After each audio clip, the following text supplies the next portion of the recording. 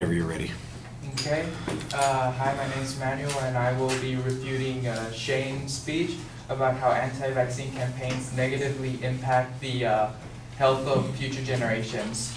His supporting claims are that anti-vaccine campaigns mislead parents into thinking that vaccines are ineffective, harmful, etc., that anti-vaccine campaigns advocate that people shouldn't get vaccinated, and that parents who refuse to get their children vaccinated are needlessly putting their children's lives in danger.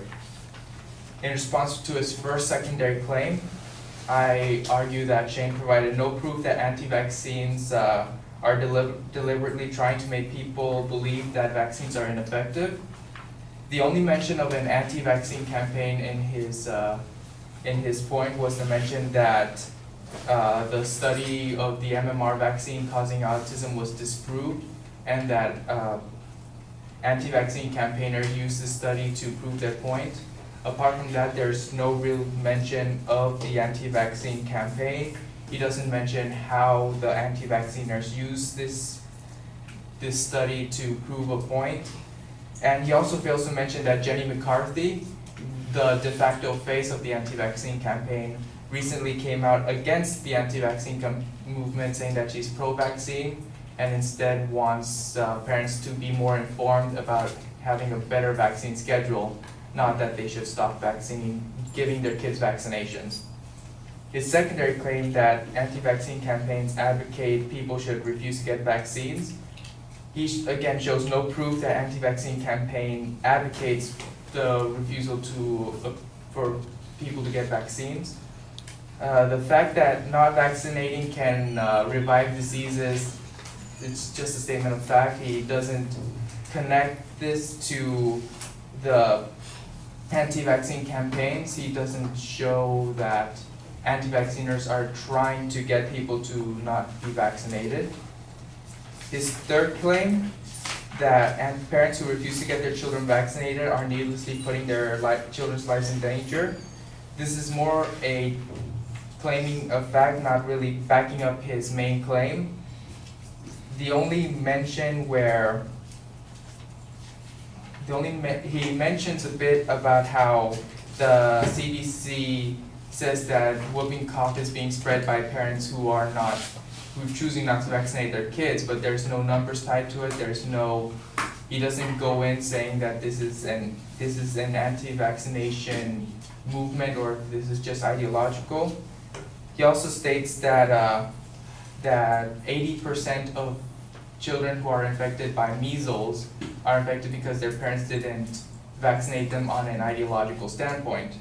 He doesn't go on to deliberate saying maybe if these parents were not vaccinating because of religious circumstances. He just basically is waiting for us to accept the claim that this ideological standpoint is the anti-vaccine movement. He also does not mention that some children cannot be vaccinated because they are allergic to vaccines, or because if they have cancer or got AIDS through their parents, they cannot receive vaccinations.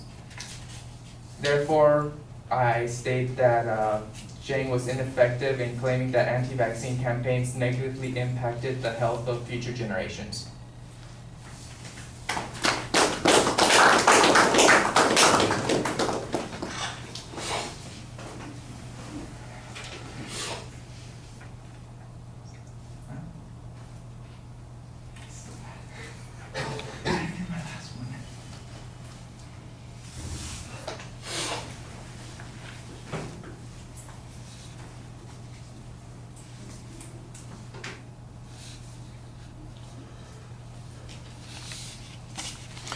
All right, Emmanuel, it's easy to follow. You list the main point. The secondary points are previewed. As you get to each point, you signposted clearly.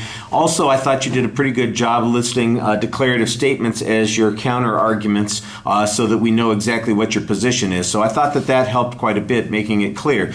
I do think there are a couple of places where you're missing some opportunities and some information. Your analysis on the first point that says that there's a lack of evidence that is presented by the advocate linking anti-vaccine campaigns to the failure of people to get vaccines. I thought that was pretty reasonable. That's I think, very effective. The claim that Jenny McCarthy is now advocating people to get vaccines and that she was previously the poster girl for the anti-vaccine campaign.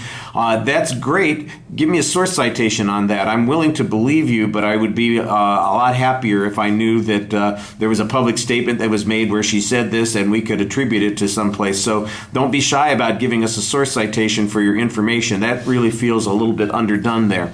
On the second point, you're basically repeating the same kind of argument that there's a lack of evidence from the advocate that connects the two things. There's not much argument that lack of vaccines is going to lead to particular problems. You're not disputing that that's the truth. The question is, why is it that people aren't getting the vaccinations? And you're suggesting that the advocate provided no evidence to support that point. I think that's pretty good. I think you might also find some other causality. You mentioned some in the third argument, but we'll get to that in just a second. But there might be some other things, for instance, that would be relevant or that might show, I don't know. For example, a lot of the increase in diseases being spread, is it an absence of vaccines because the kids didn't get vaccines because their parents didn't want them to have vaccines? Or, for instance, do they come from places where they didn't do the vaccines and now they're exposing kids who were weak on their vaccines? It's got to start someplace.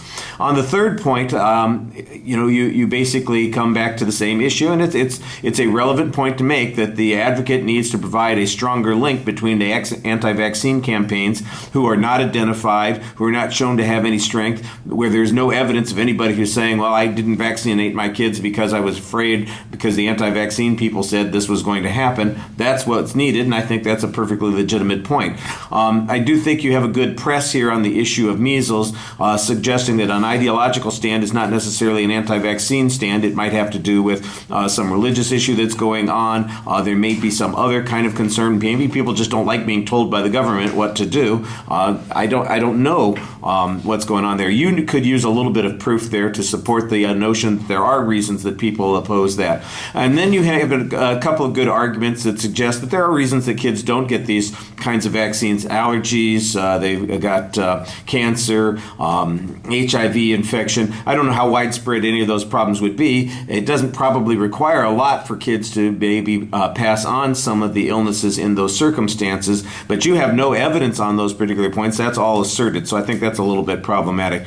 So I like the analysis of the reasoning. It does seem a little repetitive, but I guess that makes sense because that was the main issue in responding to that argument.